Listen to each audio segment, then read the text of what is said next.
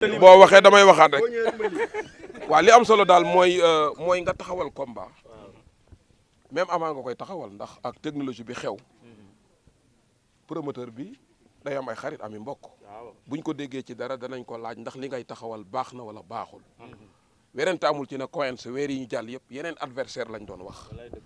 mais wulli day ndaanaan xam nga nag moom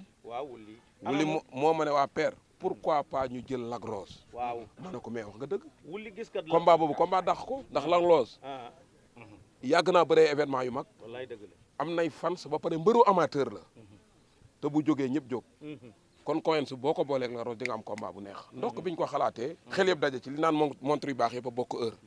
muy combat boo xam ne xam naa ne lu muy gën a jege tension bi di gën a métti parce que Lac Rose daf ne tekk mais tekk wax la de waaw parce que ñun ay naanaan yee tekk wax la waaye lu mu nëbb xam nañ ko loolu Ibrahima Mbaye laay bëgg mu yow mii de lu mu nëbb yëpp xam nañ ko tekk suuxlu la waaye dàquma laa jàng jox ko père Max mi xam na leen de waaw man damay sant di gërëm rek du ñaan yàlla bis ñu egg ci ak jàmm yàlla defal nañu ci lu kaw suñu njort di gërëm na promoteur bi nga xam ne xale bu ndaw la jël alalam dugalaat ko ci ay morom kon loolu war na réew mi ndaw mi yee ko moom Max na dafa am fu mu dugg léegi fan la duggati déggoo li mu wax léegi xanaa mu ne tekk wax la waaw ñun dañuy boole tekk ak jëf kon déggoo ma may ma ñëw rek dañuy boole tekk ak jëf ñun bu nee tekk mu ne tekk wax la da ngay boole wax ak jëf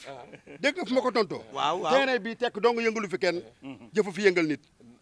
mais dama ne ko man lu mu lëndëm damay xuus jaar yaa wax li moom moo la ko gën a xam dugg naa duggaat te damay duggaat mas ngaa dugg xamoo ci dara ba damay laaj ñeenti weer ci ginnaaw wala juróom dugg ma lamsaar duggaat lamsaar xamoo nu mel naan da fay la foo jaar dugg te damay duggaat mi ngi noonu coowam na xam nga limoon naa Ousmane Toucouleur mu ne jarul lim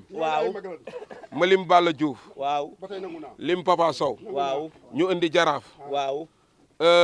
daal di indi Ouza 1 Ouza 2 indi Tafa Gueye 2 lim baa ngi bëgg a sakkat bu doon mbàkku dama naan ndox ma limal leen bul lim baaxul bul lim li ma la daan daa bëri li si jaaraat na fi de jaaru fi li ma fi jaar daa bëri de mais dama ne la lamsaar dama ne la ndand fay la foo jaar dugg déggoo li ma la ndand fay la foo jaar dugg déggoo li ma la ndand fay goo xam ne bu ngeen limee mu am juróom-ñett nga am ñaar ne ndand fay gi ndand fay neex na de lii gi ndand fay neex na lool bi rido yaa ngi door a naaw foo jaar dugg moom xam ne li ma ko wax bu baax kër Lac Rose du nee na tekk wax la damay tekk damay jëf dama koy tojal tekk ji waaw xam nga li ma bëgg a wax non c'est juste boo ne tekk day wane ne fi ma toll ci làmb li ma def ak parcours ak fi ma toll wax waratuma liggéey ñëw wane sama bopp